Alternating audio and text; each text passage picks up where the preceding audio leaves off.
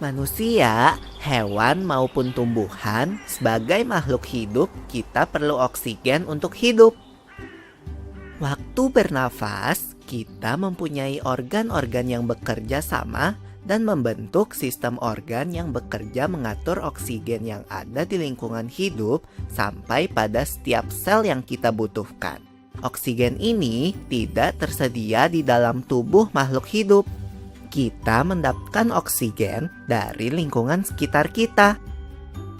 Bernafas artinya kegiatan menghirup atau memasukkan oksigen dari lingkungan hidup dan mengeluarkan karbon dioksida dan uap air melalui alat pernafasan kita. Kali ini kita akan mempelajari lebih lanjut tentang organ-organ pernafasan manusia.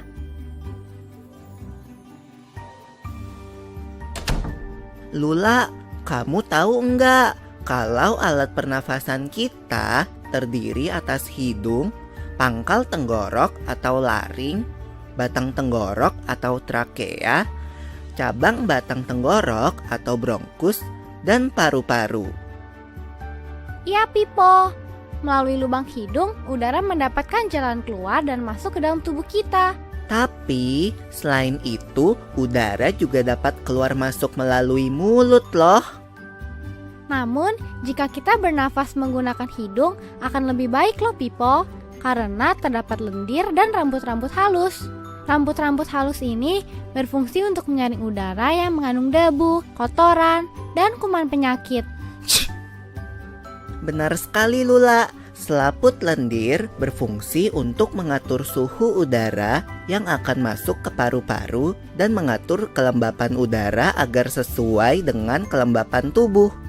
Hidung juga jalur yang langsung terhubung dengan alat pernafasan berikutnya, yaitu tenggorokan. Tenggorokan merupakan alat pernafasan manusia yang kedua. Pada tenggorokan terdapat laring atau pangkal tenggorok dan batang tenggorok atau trakea. Pada bagian dalam dinding batang tenggorok terdapat selaput lendir dan rambut-rambut halus yang selalu bergetar yang berfungsi menghalangi benda-benda asing yang akan masuk ke paru-paru. Pernahkah kalian tersedak? Kamu pernah enggak, Lula? Pernah banget, Pipo. Itu kenapa ya, by the way? Tersedak merupakan gerak refleks untuk mengeluarkan kembali benda atau makanan yang masuk ke saluran pernafasan. Oh, aku tahu. Gerak refleks adalah gerak cepat dan otomatis yang menanggapi rangsangan dari luar organ, kan? Iya, Lula. Kemudian pangkal tenggorok yang disebut juga laring menghubungkan hidung dengan batang tenggorok atau yang biasa disebut trakea. Pada ujung trakea terdapat bronkus, yaitu percabangan yang menghubungkan trakea dengan paru-paru kiri dan kanan. Paru-paru terletaknya di dalam rongga dada, kan, Pipo? Jika kita menghirup udara, maka udara masuk ke paru-paru. Lalu kemana lagi ya? Melalui bronkus menuju cabang dari bronkus yang disebut bronkiolus dan berujung pada gelembung paru-paru yang juga disebut dengan alveolus.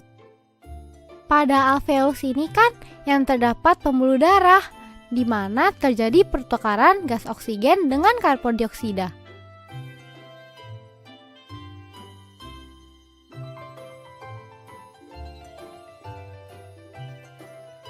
Well, Pipo, tahu gak kalau sistem pernafasan kita terdiri dari dua, kan? Yaitu sistem pernafasan dada yang umum kita lakukan dan juga sistem pernafasan perut.